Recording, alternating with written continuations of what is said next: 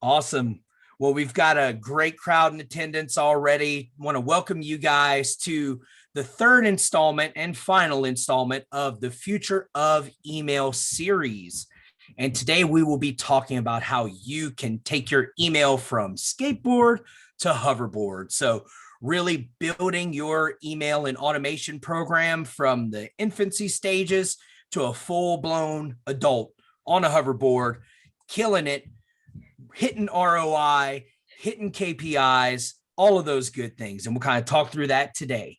But first, a little bit of housekeeping. Make sure that throughout this presentation, remember, this is for you. And we want to hear your questions. We want to hear your thoughts. We want to hear your comments.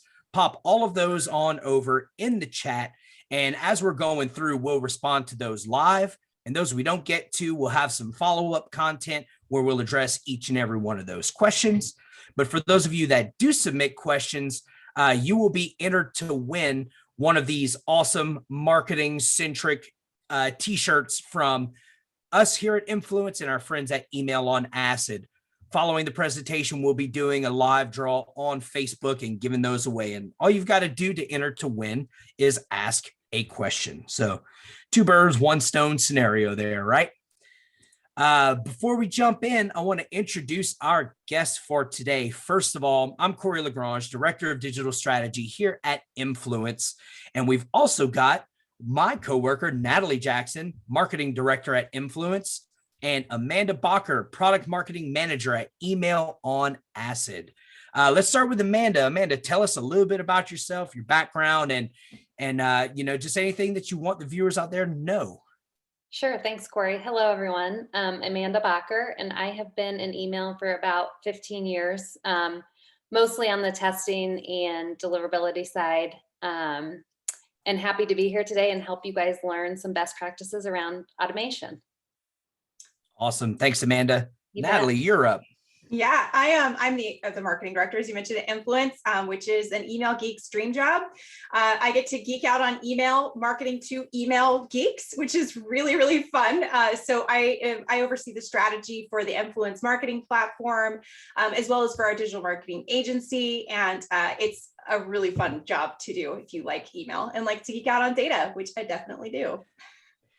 Natalie is one of those people that I have to choose my conversation times wisely because we are both woos. If you're familiar with the what is that test, Natalie? Remind me. Clifton Strengths Finder. That's it. Team Strengths woo. Finder.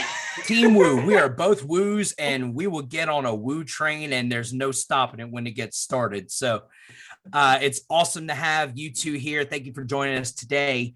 And we will be talking a little bit about marketing automation, specifically through the lens of email, but we're going to take a look at how email marketers can take their strategies and their programs to the next level of awesome.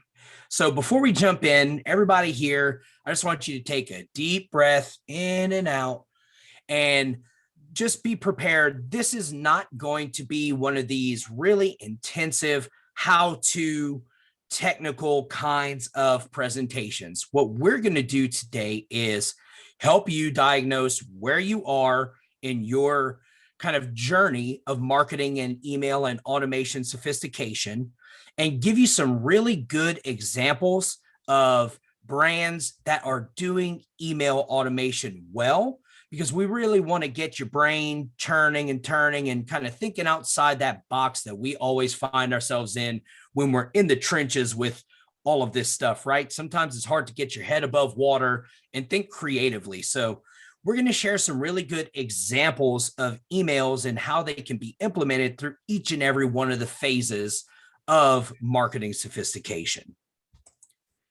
So when we say marketing automation, what exactly do we mean? Yes, we mean marketing automation is triggered emails. We all know them. We all love them. You see here, we have some examples. Zulily sending automated emails based on your search results. We have Influence, where we're sending you automated emails as a reminder for an event. Really good emails sending some updates based around content. ModCloth sending promo codes and discounts to their newsletter subscribers, things of that nature. yes, marketing automation is triggered emails, but it's also so much more. It's customized experiences.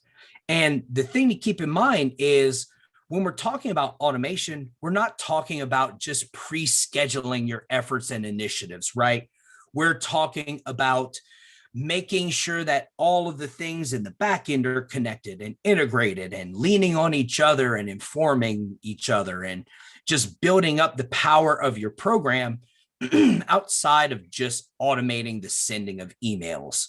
So you see here, we have examples of the Email on Acid tool giving you automated previews of what your message and email are going to look like in different browsers. So you don't have to send that test email 1,000 times. It's really automating that process.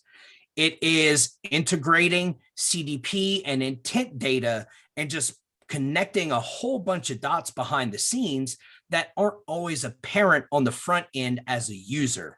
Because, like I say, a lot of times the best automation programs are the ones that just seem so simple and seamless to the end user. But really in the back end, there's a whole lot of sophistication going on. So you see this example for Pottery Barn Kids. Yes, this just looks like an automated, newsletter style email with an offer code, right? But what you don't see on the back end is that this is a custom discount code that is only sent out to this user. So on the back end, you can manage the distribution of content codes, or coupon codes, so people aren't ganging your website, sharing the same code. It's giving you purchase, insights based on somebody's viewing activity in the past, so on and so on and so on. But the whole point here is you don't see all of these intricate, interwoven data points that are really just working in the background to create efficiency and increase the customized experience and the value itself. Then we also see examples of automating the testing process. So hopefully everybody is at least at the stage of automation evolution where you are testing. But there's always room for improvement, right? And we can automate testing with the Email on Acid tool, with lots of different third-party tools, with just getting a good process down, automating all of those things. So as we go through this, really the thing to remember is when we're talking about automation, it's so much more than just triggering emails. And your depth of integration is kind of what's going to define where you fall in the automation journey. So we have a question here in the chat. It says, please help differentiate email. Oh no. Corey's frozen. That do appear to be purely, yeah.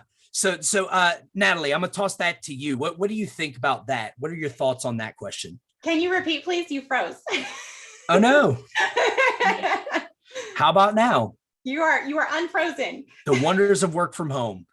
So we have a question in the chat that states, help us to differentiate emails that appear to be purely marketing emails versus emails that are more like touch points and relationship building, but ultimately equate to marketing. Yeah, I mean, my position on email is that it is first and foremost, above anything else, a relationship building tool.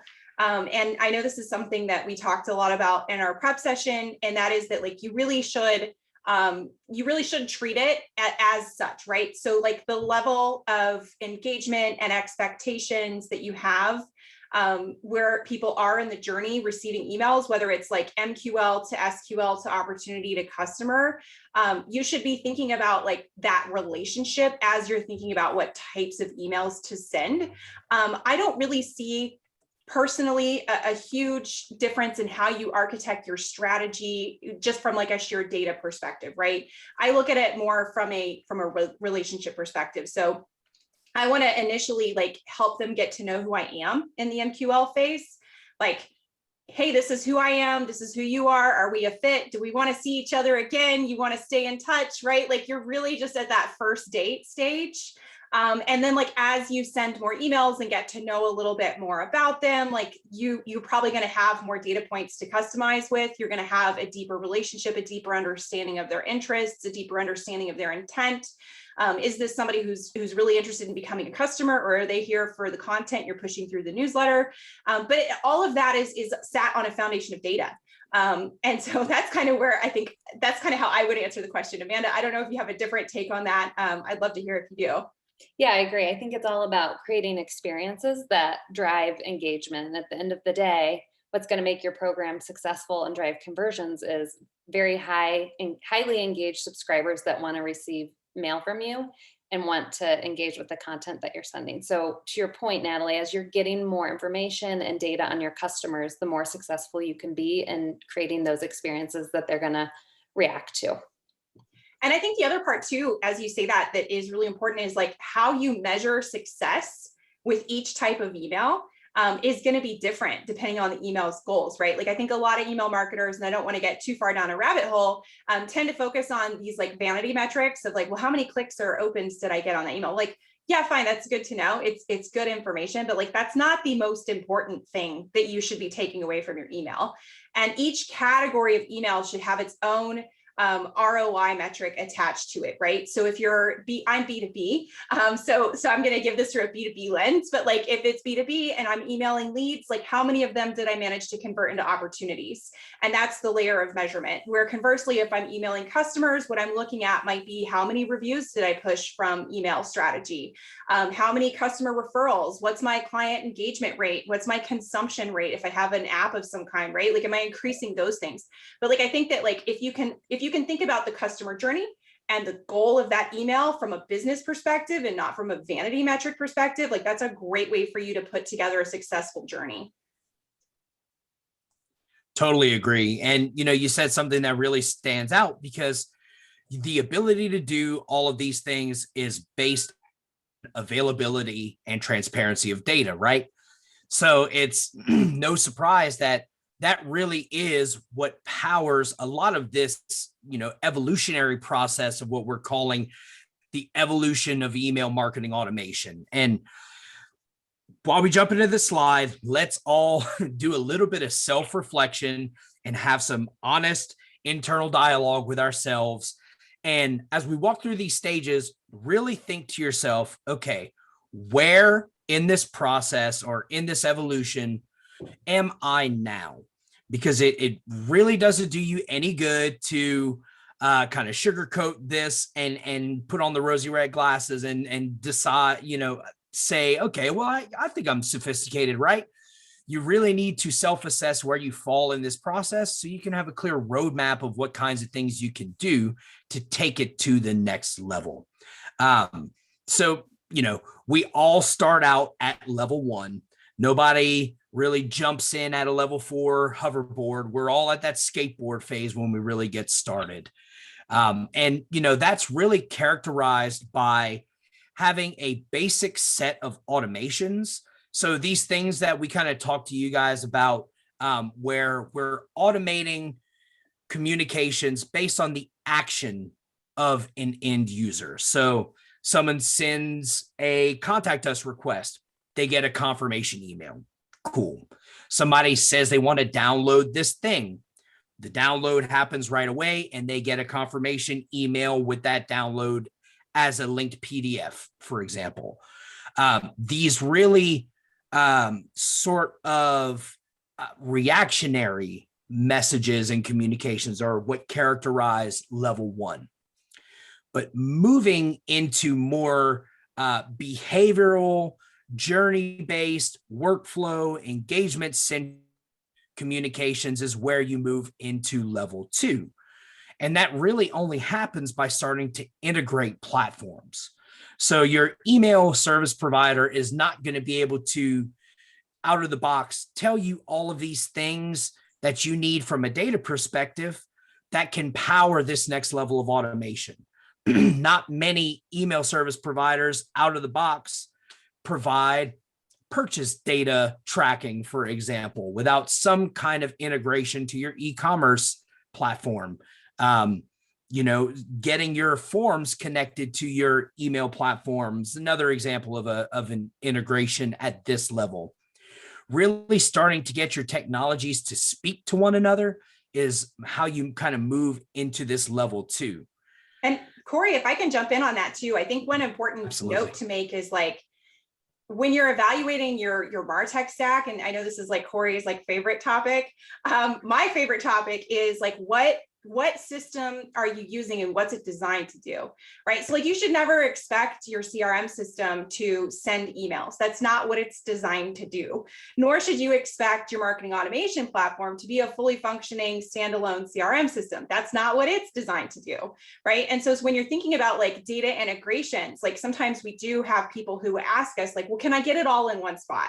And you really don't want it all in one spot. You really want to be thinking about, this is the system designed for this specific purpose. And now I'm just going to integrate the very select data points that I need and not everything, so that I can keep what I'm looking at simplistic enough that it's actionable. And I think that like, that's the risk as you move into level 2, is like, you think you want all the data. You don't want all the data. You really don't. It's going to be confusing and overwhelming, and it's hard to make it actionable, right? So like, it's okay to use a system for what it was designed to be used for, and then just sync certain data points and not want to fall into that fallacy of I'm syncing everything because more data is great. More data is not necessarily great. The right data is what you want, not more data. Yep. It goes back to saying that I didn't originate, but a lot of marketers are data rich, but insights poor. There are analytics tools and tracking tools and data enhancement and any and every kind of data resource that you can think of available to us. And, people get bogged down with data. And a lot of times they try to focus on getting breadth of data rather than narrowing down on what is the important data that I can leverage to do this thing that I want to do, right? And Manny has a question here in the chat that really hits home, moving from this level 2 to level 3. Manny asks, should all emails be sent through the ESP, or can confirmation, shipping, transactional type emails be sent through the storefront like Magento, or review request emails that go through a review platform? Now, I know where I currently stand on it. Natalie, it sounds like you would err on the side of differentiation and focusing on what platform does the thing the best. Yeah, I'm a control freak though. Yeah. Amanda, what are your thoughts on that kind of position? All in one, diversified? I think the answer for me is it depends. And that's where testing really becomes critical, because you want to make sure if you're using different systems that they're all performing and behaving in the way that you want them to. Because the last thing you want to have happen is you have your system to set up to send a specific type of email, and you kind of set it and forget it. And then it creates a poor experience for the subscriber. So as you're moving levels, I think the key thing here is you don't have to overcomplicate it. Pick some really important data points and stick with those as you move through the levels of automation, because at the end of the day, it truly is about the subscriber. And the last thing you want to do is send them something in error, and then you're creating a poor experience for them. So as long as you know that your systems can do what they're supposed to do and what you're depending on them to do, you can send them from 2 different places, but you just need to make sure that they can perform in the way you want them to. Absolutely. And Manny, one other thing, coming from a deep e-commerce, platform background, one thing to keep in mind is if you try to merge your marketing communications and your transactional emails all into one piece, some of those pricing to where it's based on the volume of your sends. Yeah. So that can add up really quick, right? So if you're sending abandoned cart, order confirmation, shipping update, shipping notification, leave a review, X, Y, and Z, for one purchase process, you could have 10 or 15 transactional emails attached to that potentially, and that adds up really quick. So at the end of the day, to me, it's leveraging the platform that is best suited for the job, and then finding out what data you can glean from those platforms and integrate and merge into a centralized database, for example, like we see here in level 3, really taking the data points from disparate systems and bringing them into one central location that you can merge all this data and act upon it in that way. To me, it's not necessary for every single function to come from one place, but leveraging those insights in a central repository to me is ultimately important.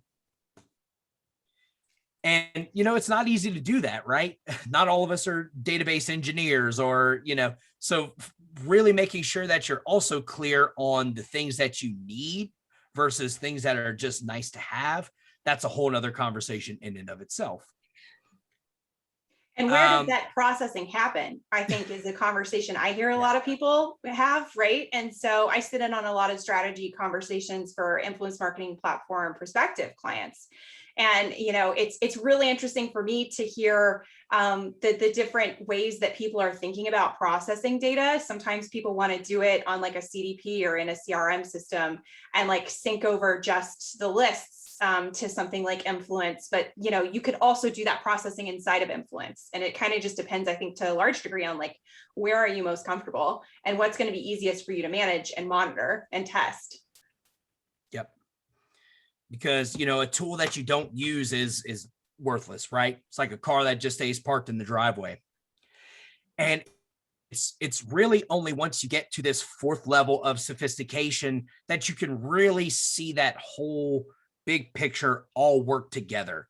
It's the leveraging of multiple data points in one repository working together to inform all of your different communication output channels, right? So you can start creating personalization and start creating preference-based communications and all of these things that are so effective that we see these real high-level marketers being able to act upon. But if you're not there yet, don't feel bad about it, because it really is rare that we see something executed at this very high level 4 level. And we see a lot of marketing communications. And I can honestly say it's rare to see somebody with a system that's just really humming in an automated fashion. So let's start at the beginning. Let's make everybody just feel good about where they are. Let's take a look at this level 1. We call it the skateboard level.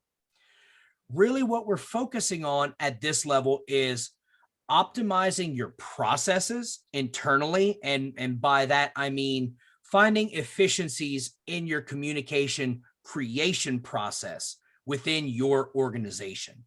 So working smarter and not harder, making things work in an automated way rather than having to physically, manually hit that send button every single time you want something to happen, right? And it's automation without any kind of integration at this level. So these disparate systems working independently, and doing the thing that they do, but not necessarily having all of that tied in on the back end. And we have some examples here. Amanda, why don't you tell us about this email on acid example that we have here?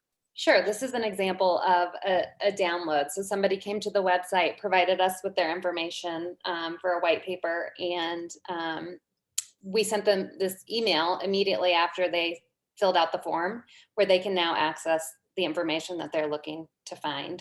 So that's a great, simple way of automating. And at this point, most subscribers are expecting that level of automation when they're engaging with a brand, whether it's B2C or B2B. It should be fairly easy to implement.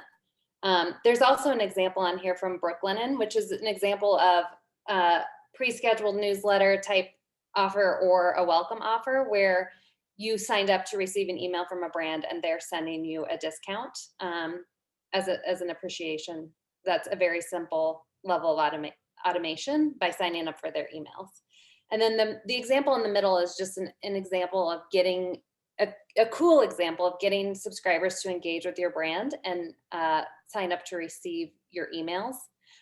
It's very clear, and so the subscriber knows exactly what to expect. and what they're going to receive in return. Some gift ideas and care tips for their succulents. So when you're creating forms, making it very clear to create that subscriber experience is important as well. Natalie, were you going to add something? Yeah, I was going to say, I think too, like when we think about automation, especially at level 1, you're also like, this is a way to automate your list growth, right? Like acquisition strategy is so important. And I think that that's like something that gets overlooked. As you think about like what you want to do with emails in your database, well, first of all, you need emails in your database. And I don't mean like going and buying a list or like uploading your CEO's like personal contacts. Like that's not what I mean, but like creating automated ways for someone to passively engage with your brand as they're moving out of that awareness phase and into the consideration phase is really what we're looking at here, right? Like these are all ways to say like, hey, you want to join my list and like see if we're a fit for each other and maybe we can hang out and see if we want to take this to the next level. I mean, that's really the kind of thing you're thinking about. And like old school, and we've got some really nice, like really great local shops that like will have their really sweet, like handwritten email list over here on the counter, right? Like subscribe to our newsletters by like literally writing your email address on a piece of paper. Like this is just taking that experience and automating it. And anyone can do it. Exactly. I'm sure have really long email addresses. It's complicated. I'm sure we can all relate to having been in that stage of the handwritten email address acquisition strategy, right? At trade shows with a clipboard and a ballpoint pen, those lists of emails always yield lots of confirmed addresses, right? Surely you won't mistype anyone's handwriting. Never, no. Perfect penmanship abounds. So, whenever we start, getting to the level where we're saying, okay, we've got this down. Somebody takes an action, they're getting some kind of follow-up immediately or at a, well-timed interval. That's a good sign that you're ready to move to the next level. Moving on to level 2, which is automations with what we call static data points. So it's being able to find other attributes in that contact record, for example, that you can then create some automations based upon. And we have some examples on B2B and B2C side. So let's start with B2B. And Natalie, tell us a little bit about these examples that we see here for the B2B folks out there. Yeah. And this is really, I think on the B2B side, like where you start thinking about integrating your CRM system and you're looking at the customer journey and you're saying, okay, so we've mapped our customer journey. Where are things falling flat? Where does the sales team need more support? Where can we layer in messaging to be more effective in how we're targeting and trying to nurture people through the funnel? And static data points are often what you're going to get from a CRM system in that regard, right? So Amanda, I'll let you talk to your email on Acid one, but it's a great example of like using engagement to say like, hey, noticed you're not engaged. Let's try to re-engage you. And that's so important, especially I think nowadays, as like finding sales qualified leads is at least for B2B marketers significantly more difficult because everything's in a virtual sort of up in the air state of flux still.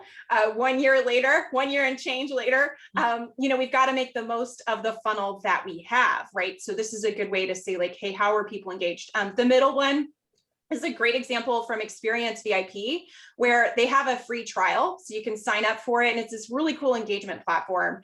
If you go dormant in your free trial, they send you this awesome email. And what I love about it is like, it's both pushing and pulling data, right? So on one hand, it's recognizing you are a dormant subscriber. And because you signed up for a free trial, that's a pretty good intent signal. And so it's asking you like, hey, have you jumped back in? Like, are you going to come back? Here's a quick link to get back to your free trial. But it also has a series of questions that says like, why didn't you come back? And so that's great insight for the marketing team to know, why was it exactly that we didn't hit a winner here? Where did we fall through the cracks? And then the last one I really love too is YRC Shipping has this really great free quote tool. And so you go online and you're like, okay, I'm gonna check my freight quote. But what it does is in the back end is it goes and runs you against their customer database. And if your email address that you use to get your quote is recognized as a customer, it sends an email to your account rep to say, hey, your customer is using this, this tool over here, just FYI, they're quoting stuff out. You might want to reach out to them. If you're not a customer, it sends you down a nurture series that encourages you to become a customer, which I love because that's literally one data point that's sending you down a really customized journey. It's not super hard. It's not super complicated, but I think like the power here is like one data point can really help you transform how you're going to nurture something. You just need to know what is that data point. Amanda, I know you're a B2B email marketer as well. Is there anything you want to add on the B2B side? I think, again, just you can keep it simple. And these are really good examples of keeping it simple and using, one or two data points to drive engagement and get your customers to engage with your content, as well as, implementing a few automations here can bring some really good success. Yep. And guys, I know I've mentioned this before in some of our other series, but really take a look at this Experience VIP example where they're sending this email to try to gain some information from you. And that really is the function of the email. End users want these kinds of emails. There was a study recently done where they surveyed people who said that they love getting emails as their primary communication channel from brands. And they asked them, what types of content do you most enjoy seeing or getting from emails? The responses were, in the top three, were updates on new products or services, offers, giveaways, or discounts. And then the third was surveys, questionnaires, and requests for comment. People want to engage with you when it comes to email. It's one of the very few one-to-one channels that we have left. So really do not be scared to ask your subscribers what they think and, what they want to see more of and less of, and what can help them in their decision-making process. It's really something that a lot of people overlook because they think, oh, people can't possibly want to give me more information, right? They do, because they want customized experience. And as end users become more and more savvy and more aware that the data that they give you is powering these experiences, they want to make those more customized and less generic and really engage with you. And also a good reason to not use a no reply email address when you're sending out marketing messaging. Goodness. I know that's our soapbox, our collective soapbox, Corey. I sent Natalie something that I got personally from a huge brick and mortar and e-commerce brand where I had recently bought some, some clothes for my kids. And it was asking me, it was like, what did you think about your purchase? It wanted me to fill out this survey form, submit a rating for those products. But they also sent it from a no reply email address.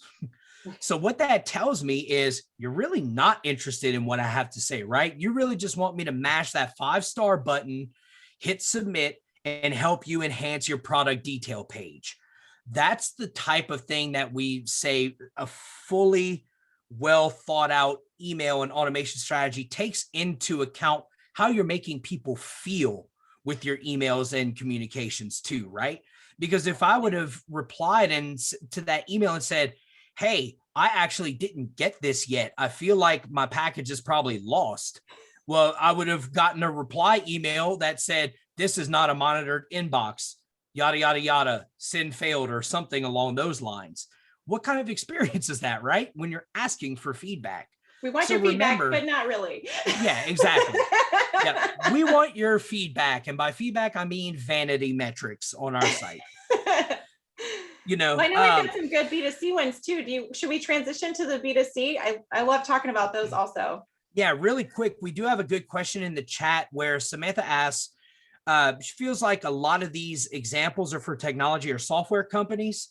Do you guys have any tips for implementing additional automations for somebody who sells B2B consulting services? Ooh. So I think we at Influence, being an agency, also have some thoughts on this, but she says we're currently at skateboard level and we're looking to move into scooters. So Natalie, how about you tell us a little bit about the agency and professional service side example or something along those lines? Yeah, I mean, I really do think it all boils down to the customer journey, right? And like, especially in B2B marketing, like what you're trying to do is establish that relationship. And you're knowing that you are in competition with people who are probably selling very similar value points. So like, how can you be different, especially on the consulting side of things? Like some of this, I think, ties into like brand voice, and some of it ties into data, right? So you're using email as like a showcase of like, hey, here's literally how we are different. And you can't just say we're different. You can't do that because everybody says that and it doesn't make you different. You have to truly lean into like, why am I different? Why am I special? What do we know that no one else knows? It's a great opportunity to layer in resources. I think, especially on the consulting side, like what content pieces do you have that might support people depending on where they are in the journey? So like a great example is like a white paper is probably a really good thing for like someone in the consideration phase, whereas a case study is probably a better thing for someone in the actual buyer phase, right? So I mean, I think that like just understanding where they are in the customer journey, talking to your sales team to understand what roadblocks that they hit in that point of the customer journey. Like ask your sales team, hey, when you're in an opportunity phase, what are the 5 big challenges that you come across? And then build content based on those challenges that you can automate while that person's in that phase. You're establishing trust in a relationship like that. They want to know, if I send a significant amount of money with you, are you someone I can trust to do the work that I'm going to hire you to do? And so your job is to say, what are the things I need to send to establish that trust? And at what point in the journey should they be sent? Great example. Especially like the more money you're charging, like the more important that stuff is. Yep. Let's look at some of these B2C examples, since I know we have some e-commerce and B2C people on the presentation. Can I start by talking about my hairdresser who sent this first email? Okay.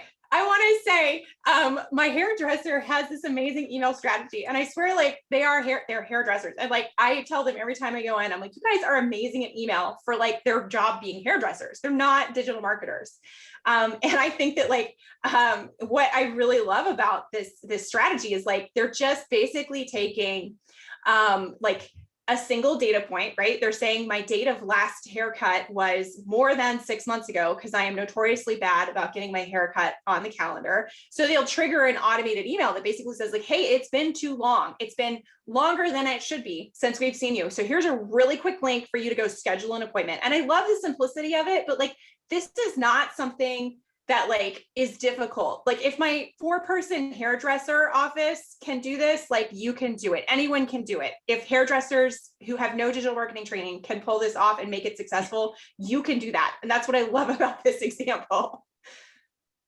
Yeah, I don't know if you want to add anything. I can talk about the Smartpak one too, unless you want to jump in on the happy birthday email. Sure. Amanda and I both got happy birthday emails in the last week. Yeah. So happy birthday is a great example of a simple automation with a static data point. So anything like a happy birthday, an anniversary email, or a milestone with their relationship with their brand, it's a great email to send. Consumers love, especially a happy birthday. I love getting an email that says happy birthday with a discount. And it's a great way for a consumer to engage with you.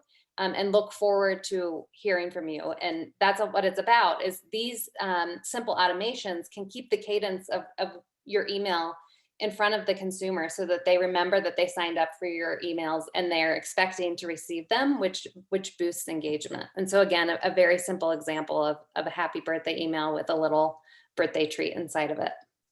I was disappointed. My birthday was on Friday, and I was so sad I did not receive more birthday emails. I was like, where are my birthday emails? And then I realized, I think it's because a lot of the brands that I subscribe to don't ask for my birth date. And so I was like really bummed out. But like, I think too, on the B2B side, like a lot of times people are like, well, I can't do birthday. And I'm like, no, you can't, but you can do anniversary date.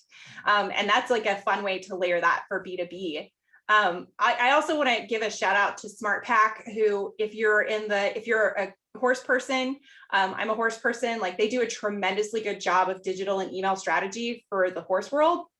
And there's another one that's really good too called the Tack Hack. But like some things that they do really well, Smartpak, for example, has auto shipments on your horse supplements because my horse eats better than I do. And what I love about it is like 3 days before my shipment processes, they send me an email and they're like, hey, Natalie, your shipment's processing in 3 days. If you want, you get a 10% discount on anything else you buy from us, and we'll ship it for free with your auto shipment. Just click here to go shop or change your order. And I love it because like sometimes you don't go through your supplements fast enough. And so it's a great reminder for me as a customer. If I've got a lot of extra, I can pause my order. Or if I want to go buy something, which I usually do, I can ship it for free as long as I'm shipping it with my auto shipment. So it's a really great, simple data point, but like just sending that 3-day reminder, hey, your order is going to process, is a great customer experience for me. And it makes me buy extra stuff. Gotta love that upsell. That's the goal of everybody, right? Get them to buy a little bit of extra stuff. Yeah. That, I mean, and that can't be understated. That incremental revenue on the B2C and e-commerce side is so powerful. It's something that we've seen time and time again that doesn't need a major shift in product strategy. Sometimes that incremental revenue from people who are already, invested, just getting that little bit of extra additional value is huge. So let's say you master the scooter. Let's move on to the Segway level of evolution. And this is the level where we start getting into, I call it more complex technology implementation. This is automating the creative that's in your emails. This is merging customer data and contact data to result in one data set that you can kind of push out and lean on. But we have some really good examples here. Amanda, I'll toss it to you first to tell us about your favorite of these. Yeah, I love the live pricing. When the consumer opens the email, it's all right there. It makes it really clear and easy for them to interact and make a decision. Again, it's a little bit of a step up, but it's a great customer experience, and it makes it very easy for the customer to take action on your email. And also makes them feel like, wow, this email was really sent for me, and feels very personal to them. That's awesome. And I know those are pretty tough to execute, because essentially what you're seeing here is a lot of these data points are just placeholders and queries that refer to a database that's on your website where that live pricing lives, and it's pulling in dynamic data with that informed data set. So this is some pretty advanced level stuff, but you think about the power of this, because really, for all intents and purposes, this is a set of static data points as far as the email is concerned, but it is dynamic in the sense that it is updated in the database in real time. So when you start thinking outside the box, like what kind of levers can I push and pull to make this more custom, more relevant at the time of delivery, and so on and so on, that's where you can start to build some really impressive things. Like I said, it's not an easy lift, and you need to have a good, strong foundation. But, thinking about customer-based pricing being pulled in, as if let's say that you're a B2C brand with e-commerce and you have rewards tiers, and you find yourself in this bracket of spending per year. Well, when we send the same product, promotional emails to these different segments, we'll send tier 1 pricing to these, tier 2 pricing to these, tier 3 to these, and so on and so on. Those are ways that we can leverage that kind of data. Natalie, what are some of these other examples that are doing this just really well? Yeah, And I think, there's a point here about AMP for email. And I know we've had a lot of talk about AMP in some of our previous sessions too.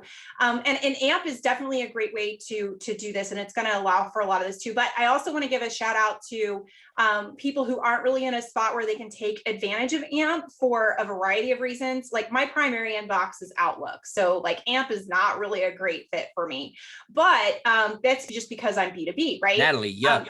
I'm sorry, it's not my fault. Like if I could not send to Outlook as my primary inbox, believe me, I would not. Get a Hotmail or something. Come on. But I mean, like the reality is that like there are simpler tools to do this, and like one that we partner with that I love, and I know Really Good Emails uses them too in this example that we've got is Nifty Images, and Nifty Images lets you do like all kinds of rule sets, and like I'm putting together an email with them right now where it shows you how to use different client devices to target different messages depending on like what email device somebody's opening with or what email client they're opening with. So you don't have to get fully into AMP to make this stuff happen. Like Nifty Images is a great fit. Movable Inks out there. Like there are vendors out there who can help you do this on the back end that don't require a ton of coding. Like I use Canva for some of this stuff. Like Canva and a variable image pulled through Nifty Images can do tremendous work on your email and make it look really sophisticated without you having to know how to do sophisticated email coding. Because I'm not a coder, I'm a strategist. I'm just going to admit it. But yeah, and I know we have some B2B examples too, because I am totally a geek for like data visualization on the B2B side. Because I feel like for me as a B2B marketer, when these milestone emails started coming out a couple years ago, I was like, man, these B2C marketers have all the fun. Like, why can't I have fun? And so those are some of the examples we have on the B2B side too, when we get to that slide that we can talk about. Let's talk about another way that we can visualize data with timely updates or urgency or countdowns, things like that. I love the example of the shipping notification. It lets the customer know exactly when their product that they purchase is going to be delivered. And a lot of times I'll get another email once it's delivered that says your package has been delivered, which just creates a great experience, and it lets me know if I'm not at home that my package has been delivered. And I think those are great ways to add a personal touch, and it makes the customer really feel like you care about them and the experience with your brand. And it's a great way to build brand reputation with your subscribers. So I love those types of automated emails that come out. That's great. And in this example, this outdoors example, the visual in this is actually changing within that same email send, right? Depending on where in the shipping process the item or order is. Exactly. And so right now it's out for delivery, and then the next email that will come out will say your package has been delivered.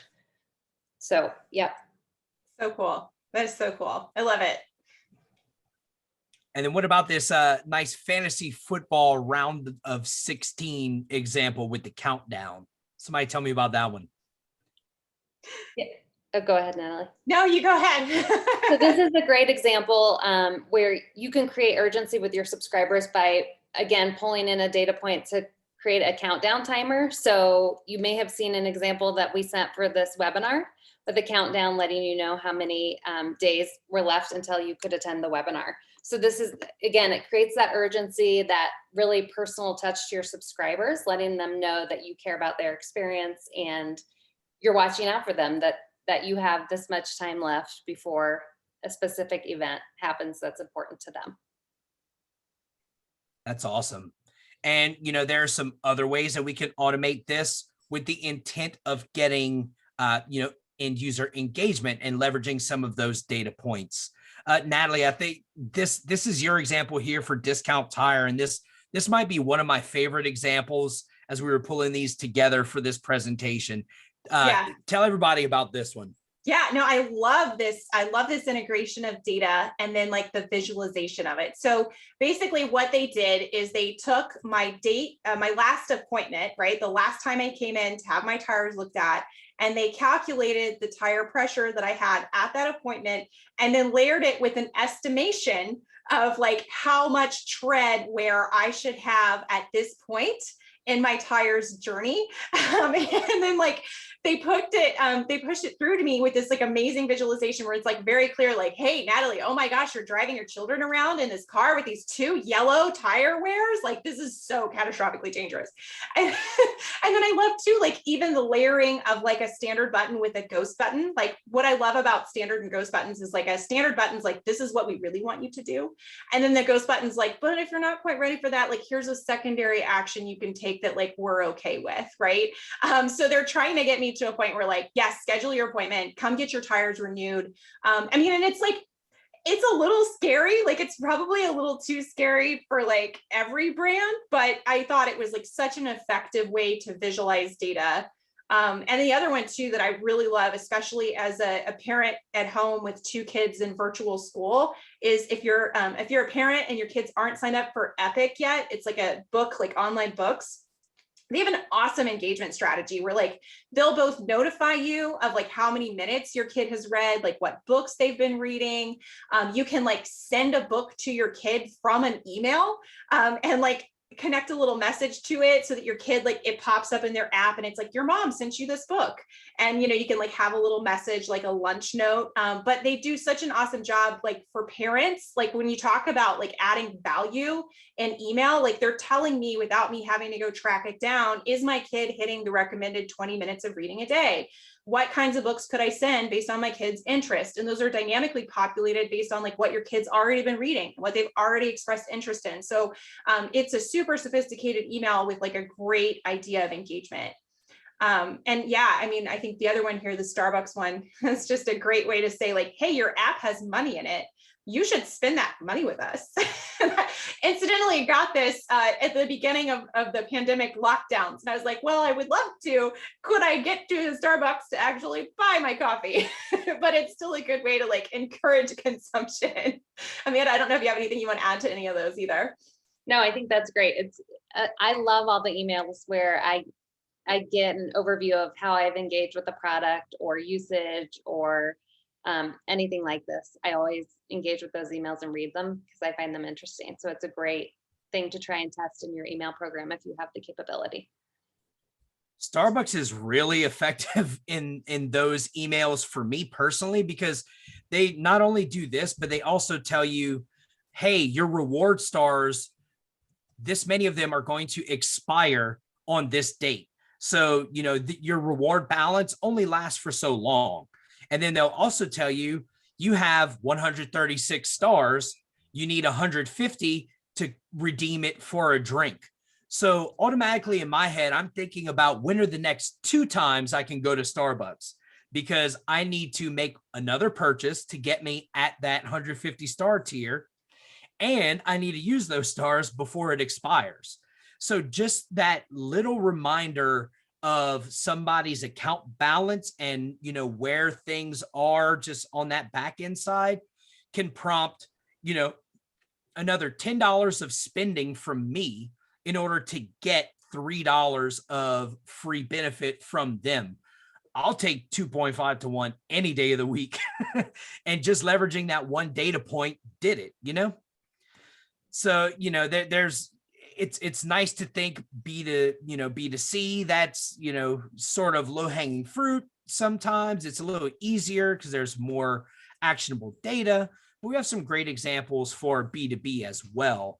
Amanda, how about you jump in and tell us about your favorite example here? Yeah, I think I spoke to it a little bit, but the LastPass example is a great example of a look back on 2019. So this is just highlighting all of the interactions that the recipient had with LastPass over the past year. And it's a great way to, you know, drive awareness with subscribers, pull in some important data points that they care about, and create that really personal touch. So I love these types of emails that give me an overview of how I engaged with the product over the last month or year. You can do it. Some people do it each month. Some brands do it just over the course of a year. Yeah, and I think we've got a couple of influence examples on here too. Like I said, a couple years ago, I was like, why do B2C marketers get to have all the fun? So I put together a milestone email for influence marketing platform customers that talked about like how many emails they sent. We award badges for consumption, right? So like, you know, how many emails you send, if you have leveraged data syncs or things like that. So it was really fun to put that together and to look at like consumption data and say, how can I put a visualization to consumption data that like demonstrates the value you got out of a software product last year. We also do, I think like Software Advice does a great job of this. So if you're, you know, signed up for something where you're delivering a monthly value, like think about how you can create a visual around that. We even use it in the lead nurture. So like, this is kind of a newer email we have in the middle that says, did you guess 746?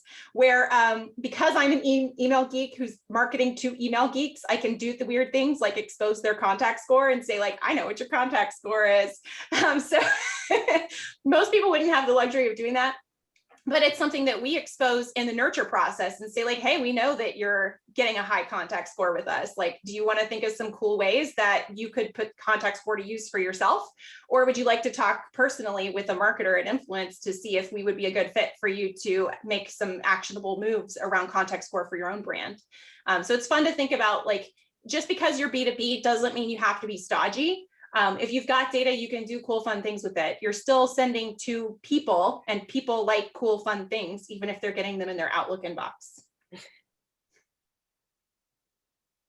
Yep, love it. There's, you know, opportunities, you know, whether you're B2B or B2C. Sometimes you just got to dig a little bit deeper for that nugget of good, actionable data. So when you get all of those things down, let's take a look at some examples of really just high-flying, fully integrated and automated examples here.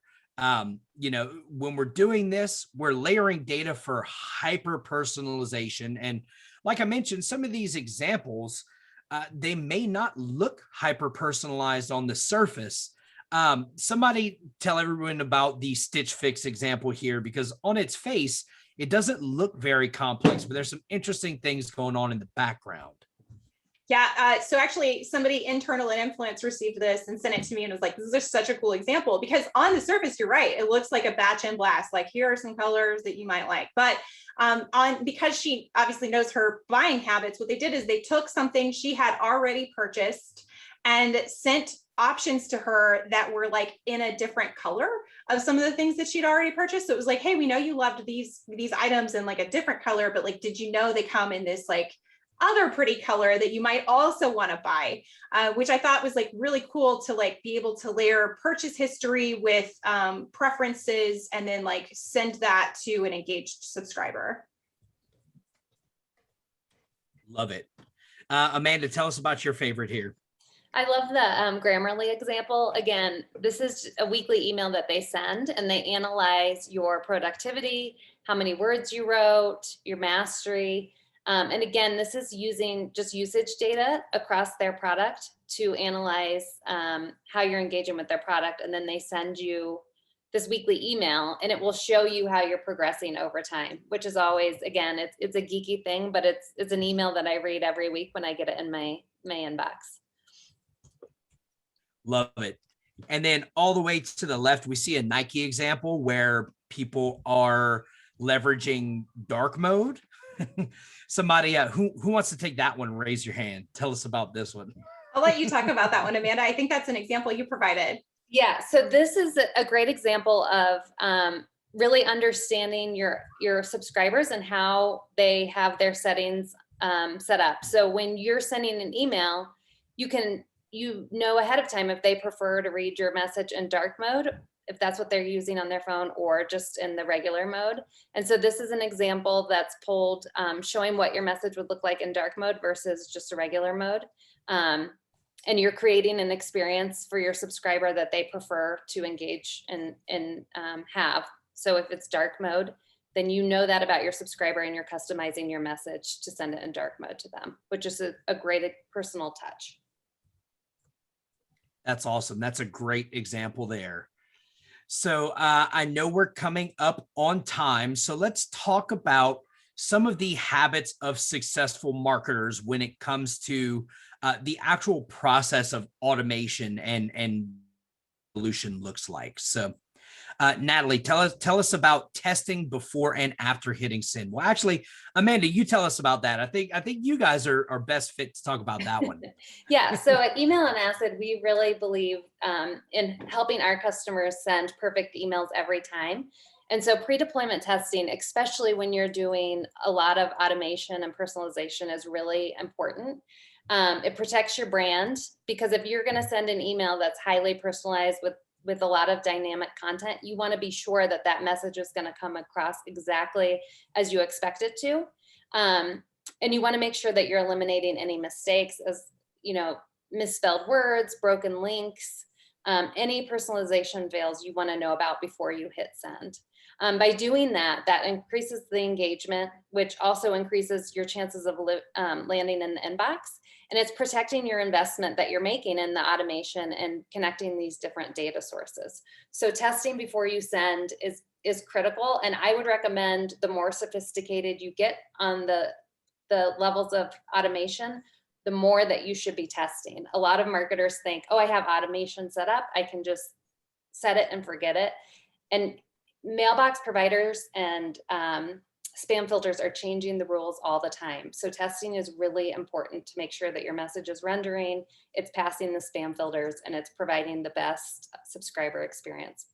And I love that feature. So it's embedded, pre-flight rendering is embedded in the influence marketing platform. I use it all the time because it's such a huge time saver to run a pre-flight and see if Outlook's going to break my email than it is to send to like 10 different versions of Outlook. And like on top of that, like if you can preview your variables, like it's amazing to have the ability to preview your variables, make sure they're not crossed, make sure that like if I expect Amanda to get a certain contact score, that's the contact score she's going to get.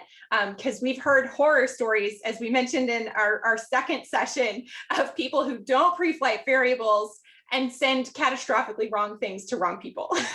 It's a scary process. Yes. Absolutely. So let's talk about what after looks like. Yeah, so I think the biggest thing is Natalie mentioned earlier, be aware of those vanity metrics. So it goes way beyond just opens and clicks. Look at engagement. Look at, are your subscribers forwarding the email? Are they reading the email? Are they just deleting it without reading it? Because those behaviors are really telling am I sending content that is relevant, that my subscribers care about? Because if you're investing all this money and nobody's engaging with it, then it's a waste of your time. I also think just using data from campaigns in the past to inform your campaigns going forward is a really good best practice to implement. At Email and Acid, we have some analytics tools that give you information about your subscribers so that you can do further segmentation. And then also just ensuring that your content is valuable and engaging. You can use a pre-deployment tool to make sure that your content is rendering and creating that experience for your subscribers. And then continue to optimize using that campaign data and optimize for each campaign going forward. Awesome. So everybody got all of that, right? We're all gonna, make that big leap all the way to level 4 by the end of this year, right? Expect to see those level 4 emails in my inbox. Oh man, I know we have a lot of great examples that we've talked through in here. And again, for those of you who joined us a little late, we will be providing the recording and the slide deck so you can see all of these great examples. But other than that, I know we had some quick questions here that I think we can get to. I know we're over time, but let's lightning round some of these. I answered in the chat, but just to reiterate for Kurt asked, what have you guys seen that works for a catchy subject line in order to increase open rate? Emojis, capital letters, things of that nature. So my response was, I always recommend limiting the use of emojis and capitalization because ultimately that can land you in the spam folder. Outlook is freezing him. But really, Outlook's at the like, end of no. the day, it wants to. Was that? You froze for a minute. Oh no. At what point? Just testing. Test Yeah, your yeah. subject lines. Yeah, so you test don't your wind up in the subject spam lines. folder. And if you're really interested in third-party tools that can help you with that, the name of the tool escapes me, but I know there is a third-party tool that actually has AI write a set of subject lines for you, and then they'll deploy and test and give you the results there. It's pretty cool. The name of it escapes me, but I'm sure AI email subject line tool will give you the name of it whenever we get off this Go call. test their SEO strategy. Yeah. We'll see if they're good at email and SEO. So let's see. This is a platform specific question. So Jennifer asks, so can you automate different journey or different automations based on journeys or where they are in the journey, I imagine, using only influence, or does it need to integrate with a third-party service to do that sort of thing? Yeah, I mean, it's a good question. It depends on what data points you're trying to automate off of. So influence is a little bit unique in that you can have up to 250 custom fields, but the catch is that you have to populate said custom fields, right? And so it could be from people inputting information on like progressive capture landing pages or something to that effect. But generally speaking, your best bet with automating along the customer journey is to have some set of customer data that's probably closer to sales than it is to marketing. And that's, I would say, generally speaking, where you'll have the best luck. Because all of these cool emails that we've looked at, all of it's contingent on data. And so sometimes at Influence, I'll have conversations with people who want to be like level 4 hoverboard, and like the strategy that they want to use to get there is like solid and their ideas are fantastic. And there's only one really big critical thing missing, and it's the data. So you can have the best strategy in the world, but if you don't have a data set for the strategy to live on, you're not going to get very far with any marketing automation platform. Yep. And to piggyback off of that, Samantha asks, in the influence platform specifically, what are some metrics that are available beyond just open and click rates that you should look for to signify engagement? Yeah, I mean, that's super customizable, right? I mean, I always like to look at certain metrics like click to view can tell me a little bit more about like not just who opened it, but like who opened it and wanted to take the extra step to engage. But a lot of times, like now you're starting to get into data analytics land, and it's probably going to be layered again. Sorry, more data layering with other factions, right? So like I would take my email success rates and I would layer it with landing page conversions. That might be a way to do it, depending on what you're trying to drive to. If it's like white paper downloads, if it's appointment requests, if it's schedule a demo, I would layer, how many people opened to this email and then convert it on a landing page. And that might give me a metric I could look at. If I'm trying to figure out how many people actually bought from a campaign, I'm going to need to integrate back in like CRM data, or I'm going to need to integrate back in e-com data. So, I mean, unfortunately, I think the future of data is layered data. But, that kind of goes back to like, what is it exactly the tool that you're using is designed to do? And is there another tool that is better designed to get something that you're trying to get to? So I think an important second step of this conversation is like, when you get to heavier data analysis, you really ought to be leveraging something like Power BI, Tableau, Channel Mix, so that you're easily pulling in data sources from your CRM, your e-com tool, your accounting tool, your email platform, Google Analytics, all of those things into a holistic view. So you can really get a sense of attribution and success metrics across the whole funnel, which is Corey's land. Yep, gotta love it. So one more question. I think this one's philosophical, and we'll wrap up after this. But Charlotte asks, we have trouble getting buy-in to automations and journeys internally.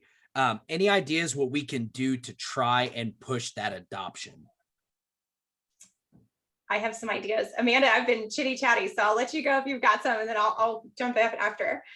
You can go for it. I think One of the best practices as you're starting out automation is just start with a small test segment of your list and go from there. And if that test is successful, then you can build upon it. That's one of the beauties about automation is you can really focus on a smaller portion of your list to test and see if it's going to be successful for you and your brand, and then share those metrics with the people that aren't necessarily bought in quite yet. Natalie, I don't know what else you have to add.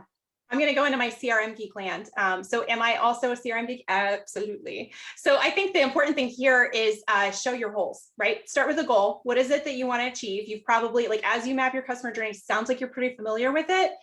If you're familiar with it and you know where the holes are and you have a general idea of where you want to automate things, and if the thing that you're missing is the data point, take that to your sales team and say, I could do this amazing campaign if only I had the data from the CRM system to make it happen. I run across a lot of marketers who are afraid to show the gaps because they feel like it's some kind of personal failing. It's not. If you can show what amazing thing you have in mind and then demonstrate that, like, you can't do that thing unless somebody has the data to back it up, you can get a lot farther than you think you can. I am always more than happy to talk about CRM architecture and like how it should work for you. Yes, like, she is. Always happy to talk about it. I'm a big time CRM geek, like almost as much as I am an email geek. I am a total CRM geek. But yeah, I mean, like, don't be afraid to show the holes. Don't be afraid to say, here's my strategy and here are the holes. And a lot of times, like, the third kind of part of that might be, if you're still having trouble, help them understand the ROI. So I feel like a lot of resistance to email, especially at the executive level, comes in the fact that email marketers have done many years of damage to ourselves by bringing vanity metrics to C-level meetings. And that's not what interests them. They want to know, what is the business impact ROI? So even as you're looking at marketing automation platforms and when you're thinking about strategy, be asking yourself, how am I going to connect this to business impact? Is it a greater increase in lead conversion rates, which I'm going to have to layer from my CRM system? Is it decreased customer churn? Is it a higher close rate? Is it, more conversion on the marketing qualified lead side? Like, what is it you're trying to get to? What's the strategy and where are the holes? And if you go in that order, it's easier to get buy-in from the C-level because they understand you from a business impact perspective and not from a vanity metric. Oh, that's the person who does the pretty little pictures in the email side of things. Always happy to talk about CRM strategy. Very well said. No, I have some background in being in-house also, and that's always been my fastest track to adoption is showing the business impact. We think in minute detail. We think about click rate and open rate of each send. We think about channel return or channel goals. What they want to see is, how does this impact the bottom line and how does it help us achieve our stated business goals? And the closer you can tie your efforts back to those things, the more successful you'll be in adoption. And sometimes throughout that process, we also as marketers learn, hey, maybe I'm asking for the wrong things. Maybe in doing this thought exercise myself, I'm realizing I don't actually need the thing that I thought I needed. Maybe I need something else. And it can be a real introspective activity too. So just keeping that open mind and driving it all back that direction, I think you'll get a lot more traction there. I have a blog post I just put in the chat. I have a whole thing I've written about tracking email ROI. So feel free to go down the rabbit hole of my brain with me. Nice. Awesome. All right, guys. Well, we're over time now. I want to thank everybody for sticking around, to hear some of these questions and really get this one-on-one dialogue going. It's really what we do this for. I want to thank you all for joining us, and be on the lookout for Splat Chat episode 2. Amanda, tell us a little bit about this. Yeah, so our director of marketing, Monica, will be sitting down with several people to talk more about marketing automation. So they're going to talk about how to set yourself up for success. So feel free to check that out on March 29th. That's awesome. And you can find them and all of their content at emailonacid.com. You can find all of Influence's information and resources at Influence, that's EMFLUENCE.com. And if you have any questions that we didn't get to today, you can also send us an email to expert@influence.com, and we'll make sure that we get all of those addressed. And now is the time where I say my sad goodbyes to this 3-part series. It's been a lot of fun. I want to thank you guys, especially the repeat viewers, for joining us on this journey of seeing where we've been, where we started in email, and how we can bring this into 2021, 2022, and the future, because it is not going away. And also another big thanks to our guests today, Amanda, and to Natalie. Thank you guys so much. If you have any parting words for our viewers, we'll leave you with that. Thanks everyone for joining today. Thank you, everyone. Awesome. And we will see you all soon. Talk to you guys later. Bye. Bye. Bye.